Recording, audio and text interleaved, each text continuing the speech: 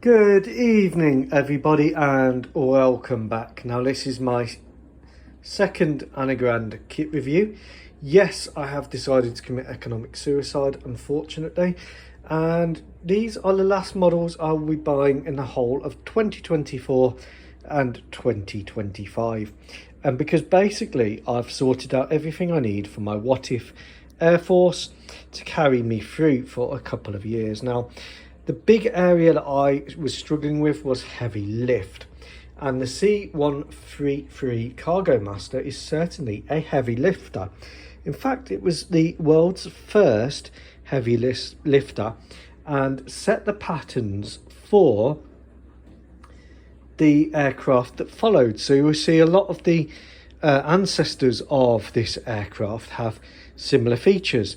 Now, of course, Russia went on to, Soviet Union even went on to build bigger aircraft, the Antonov AN-22, and America themselves went on to build bigger aircraft in the form of the Galaxy and then the C-17. But given this came out in 1957 and was in service by 1959, it was built without prototypes, and it's quite an amazing aircraft. Now, in service, it did suffer a large number of unexplained losses. They flew many hours, many places, all around the world, and their whole loss rate was 2.7%, which compares to 1.9% for the Hercules. However, it did get a very bad reputation, possibly because it was made without a prototype, so some of the problems weren't picked up until later in service. 61 odd crew perished, rest in peace. So like I said, it did get a bit of a bad reputation. Now, at the time, it was stated that this could carry all the vehicles pretty much in the US military inventory, and I'll come on to that later. But let's have a look. So this is the Anigrand kit. The price of the kit is a state secret. I'm building this for my What If Air Force, but if you are building it for a proper USAF military airlift command, you get some decals here for the military airlift command, and then you get these mats ones. Now, I think that this might be the C-124 decal sheet, and then these are the ones for your military airlift command for the C-133. I could be wrong, but I think they became a military airlift command in the 60s or late 50s, so that's why you've got the two options. Now, the C-133 is massive. It's massively long. It's got a far smaller fuselage diameter than the C-17, but it's a very long plane.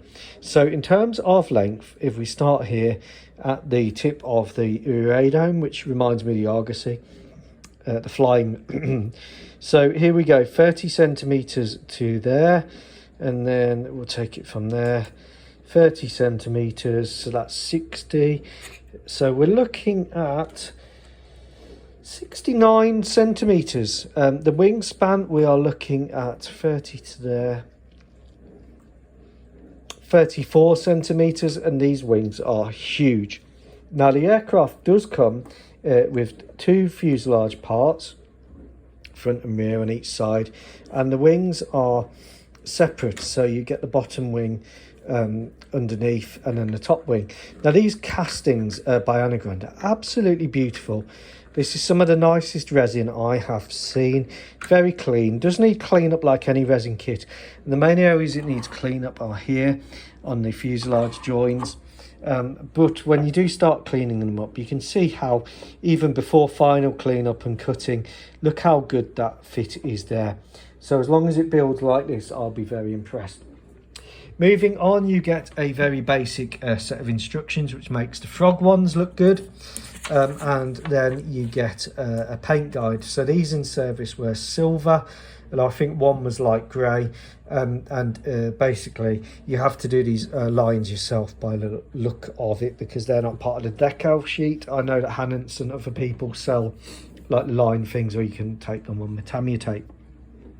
These are the sponsons here for the wheels, your two tail planes, your big tail, which goes on there. It's already got a portion of that moulded in.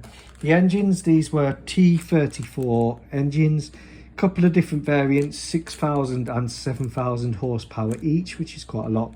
You get your canopy there, some undercarriagey bits, and then your wheels. Now, a criticism of these wheels, and I can see why, is that they are too thin. Now, yes, they do look too thin.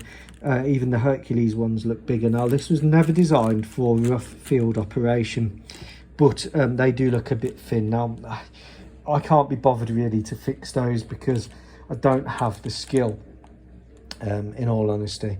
Now, in terms of options and painting this for my What If Air Force, I've got a pole out at the minute. I can do this in a 1960s What If scheme with a black belly, or a wraparound over a grey belly, brown and light stone, like a RAF style scheme with a white cockpit piece here, and do it in a 1960s theme, which I think will look nice.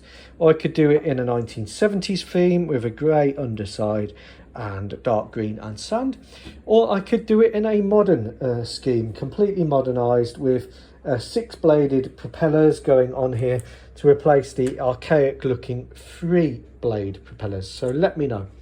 Now, I just want to show you this because one of the criticisms of this aircraft was with the fact that it kept breaking up in flight, which is really not what you want to have. Now, the aircraft itself, the tip of the props were supersonic or almost supersonic when they were wound up, and over time these aircraft were pushed to 19,000 flight hours. Most managed 14,000. They didn't really make it into preservation, and they didn't really make it into the commercial heavy lift scene afterwards, which is unusual given the capacity of this aircraft was 5,000 kilograms loaded, and that's quite a lot. And for the time, that was a lot for the Americans. The Galaxy, of course, came after this, and that's why they were retired due to age and the Galaxy. Now, I just want to show you this on the A400M, which is from Revell. And if you look here, look how the panels strengthen the fuselage here. And that's because you've got these big beastie propellers whirring away. And what was happening on this aircraft was the vibration, the shock waves from the propeller tips was damaging the fuselage. So they put these belly bands on here. These are the belly bands here to reinforce it. Now, I've got a couple of options if I do build a modernised one and say, okay, they've been stored at Davis Monahan Air Base. AMARC and the Malagasys have taken them out. They brought them in 74 when they were retired, brought them back and putting them into service to go between the A400 at 37 tons, then these at 50 tons, and the C-17 with the tactical airlift option and a higher weight. So I could, if I'm building a modern one, simply produce something like this out of plasticard, to protect the fuselage from that propeller tip. Now, you'll find a lot of information about the capacity of the fuselage. The capacity of the fuselage, it's not actually that big. If you look at it from the top, I mean, what have we got there? Let's try and move the ruler. We've got, 4 centimetres in width. So not a lot of width here. And then on the A400M, just putting that against the ruler, well, we are again 4 centimetres in width. So given that the A400M is only going to be carrying 37 tons, this is quite a difference between this and the current heavy lifter that the US Air Force uses tactically. Of course, you've got the Galaxy, which is just, well, it's on another Galaxy. But if we put this fuselage against the ruler here, we are looking at 5 centimetres on each side. So the C-17 is in a different league, both in terms of what it can actually carry and in terms of its fuselage width. Now, I was a bit worried about doing a modern version of this, because over time military equipment has got bigger and bigger. So this is the rear hatch. This is an A model. The B had a clamshell, so you could stick missiles in. And basically it pointed out the back and just covered it around with a clamshell. Now, I have seen pictures of this with an M110 artillery piece, an A1 artillery piece, the 8-inch howitzer. So I know it can take a load of 3.15 meters. Now, my concern of doing a modern version is that military equipment has grown and grown and grown, and therefore a lot of things might be too wide for this cargo door. So that is one issue for me, but if you are building it as a real aircraft, that obviously won't affect you. So it can take an M110, and I've seen a picture of that, so I know what it can carry. Now, just have a look at the size of this wing. So I'm going to take this wing and I'm going to put it against the Lockheed C-133 maritime patrol aircraft that I've made, converted from the artillery kit. And just look at that wing. It's got an extra 10 centimeters on that. Now, it's very similar if you look at the design to the Herc in the way it looks. And if you look at the A400M, just look at the submarine. If you look at the A400M, you will see that in terms of design, the C-133 really set the precedent. So if you look at the fuselage here, you've got the sponsons here, just like you've got the sponsons on the C-133. And on the Antonov AN-22, which I've been in, the Antonov AN-22 is a bigger aircraft which can carry 80,000 kilograms. So let me know in the poll what you think. An older version of this, now retired, or an upgraded one. A couple of options I've got. I can use the 6-bladed propellers from the A400M because it comes with double, because they do in-flight options and they do stationary options, the propeller angle changes. Or I can use these, which I've got from AliExpress, which are 8-bladed props, which I think will look quite nice for a modern version. And then I'll just have to fabricate the propeller boss, but I can put those on if I'm doing it modern, so it gives it a nice new look, which I think will look smart. The only question I'd have then is, well, why do you need these if you've got the C-17? And my thinking is maybe they have 9 of these, they have 9 C-17s, and they have 18 transport A400Ms, and then 20 odd refueling tanker versions of the A400M. So thoughts and feedback, please let me know.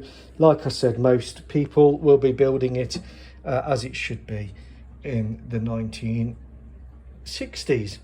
They served all the way throughout the Vietnam War. I really like the radome. I think it looks great. But yeah, let me know what you think. Take care. Bye.